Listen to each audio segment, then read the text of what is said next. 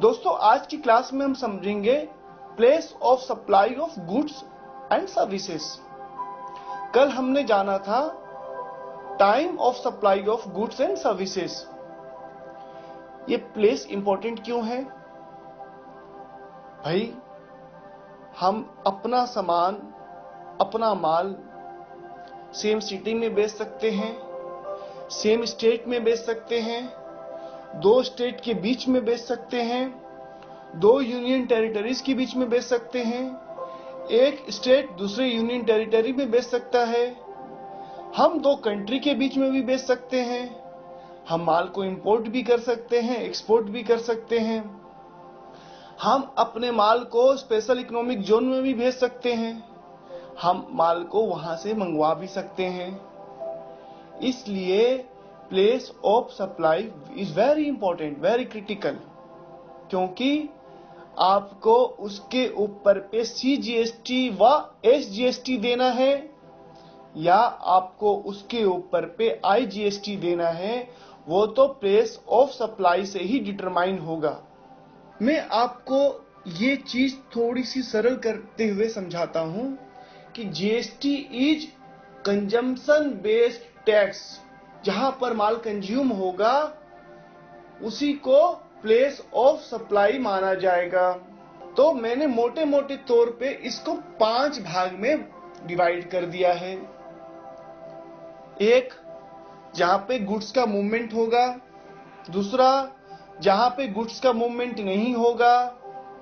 तीसरा, आप किसी की साइट पे जाके असेंबलिंग या इंस्टॉलेशन या वर्क कॉन्ट्रैक्ट करोगे, या आप बोर्ड पे, वेसल पे, कन्वेंस पे सप्लाई कर दोगे, या कुछ अलग केसेस। तो पहला है मूवमेंट ऑफ गुड्स। मान लो आप पेंट के डीलर हैं या पेंट के मैन्युफैक्चरर हैं और आपने अपना माल जमशेदपुर से उड़ीसा भेज दिया, मतलब झारखंड से उड़ीसा भेज दिया। कहां से भेजा? झारखंड से। कहां भेजा? उड़ीसा में। तो कंजम्पशन कहां पे हुआ? उड़ीसा में।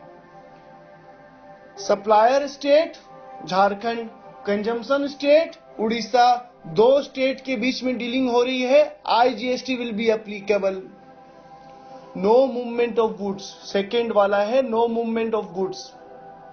मान लो मैं बिग बाजार जाता हूं, जैसे ही मैंने बिग बाजार से माल परचेज कर लिया, काउंटर पे गया, माल रखा, उन्होंने माल के ऊपर में इनवॉइस बनाया, पेमेंट लिया, ट्रांजैक्शन खत्म हो गया और date will be the place of delivery, जहां पर मूवमेंट ऑफ गुड्स नहीं होता है। हमने परचेज किया, अब हम लेकर आ रहे हैं ना, बिग बाजार तो नहीं दे रहा है।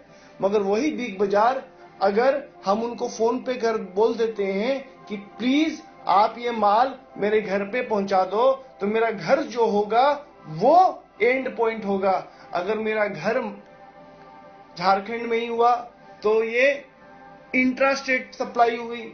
अगर मान लो कि किसी कारण बिग बाजार का वो स्टोर कोई स्टेट बाउंड्री के ऊपर पे है और जो परचेजर है वो दूसरे स्टेट में है, बिग बाजार दूसरे स्टेट में है और बिग बाजार होम डिलीवरी कर रहा है, तो मूवमेंट ऑफ गुड्स हुई। प्लेस ऑफ डिलीवरी क्या होगी? दूसरा स्टेट, करेक्ट। उस केस में IGST लगेगा। Assembling and installation of goods at site. कई एक बार हमारे वर्क कॉन्ट्रैक्टर प्लांट में जो इंस्टॉलेशन करते हैं, बड़ी बड़ी फर्नेस को इंस्टॉल करते हैं, या फिर जो है फर्नेस के अंदर में कई एक बार रिपेयर मेंटेनेंस का काम चलता है, या रेलवे के साइट्स पे कॉन्ट्रैक्टर काम करते हैं। वो रेलवे का साइट अलग अलग स्टेट में हो सकता है, कई एक बार उड़ीसा में हो सकता है, कई एक बार कोलकाता में हो सकता है, कई एक बार बिहार में हो सकता है। तो मेरे जो कॉन्ट्रैक्टर हैं, हमारे जो कॉन्ट्रैक्टर भाई हैं, वो झारखंड में रहते हैं। वो उस साइट पे गए और वहां पर उन्होंने जो है काम को अंडरटेक किया। क्या लगेगा? IGST। अगर उन्होंने काम स्टेट के अंदर में ही किया होता, मान लो मेरे कोई क्लाइंट हैं और वो जाकर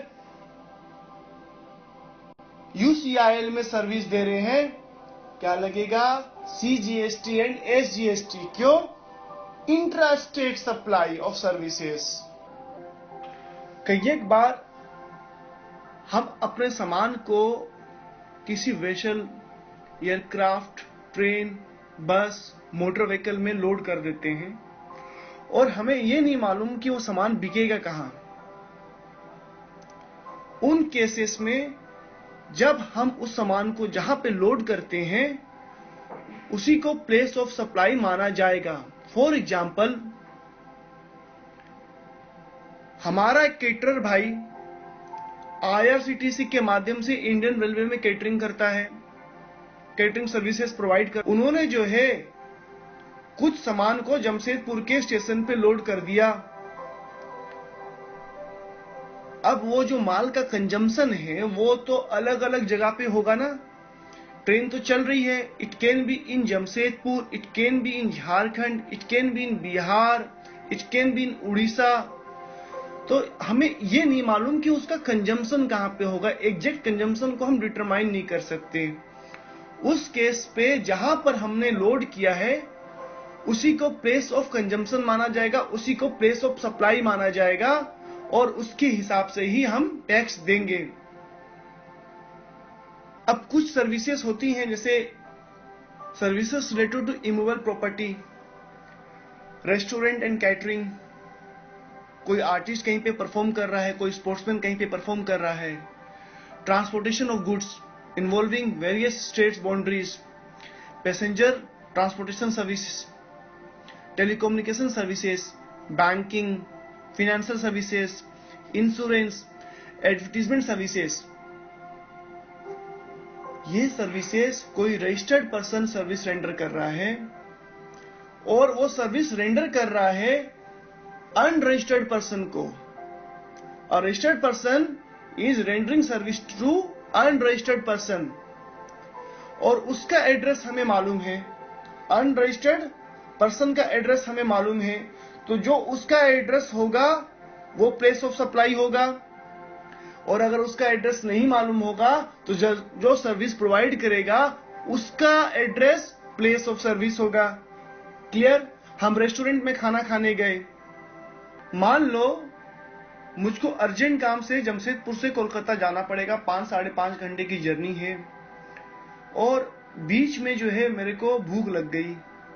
एक बहुत ही फेमस रेस्टोरेंट है खड़गपुर को क्रॉस करने के बाद में, शेरे पंजाब। मैं वहां पे गया, खाने का ऑर्डर किया, खाना खाया और चला गया। तो जो वो मेरे को बिल देगा वो बिल में वो IGST लगाएगा कि CGST और SGST लगाएगा। उसको क्या मालूम मैं कहां से आ रहा हूं, कहां जा रहा हूं। उसको ये भी नहीं मालूम कि मैं रजिस्टर्ड पर्सन हूं कि रजिस्टर्ड पर्सन नहीं हूं। In that case location of service provider is important. मैंने उसको बोला, भाई I am coming from such in such place, ये मेरा GST नंबर है, ये मेरा रजिस्ट्रेशन सर्टिफिकेट है, काइंडली बिल आप जो है इस नाम पे बना दो। उस केस में IGST एप्लीकेबल हो जाएगा।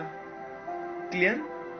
तो चलिए मैं आपके लिए आज भी कुछ क्वेश्चन छोड़े देता हूं और आपसे गुजारिश करूंगा कि इनको पढ़ें, इनको समझें और रिप्लाई करें। हम आपकी रिप्लाईज का वेट करेंगे। तो तब तक के लिए bye bye and keep watching our videos. Thank you.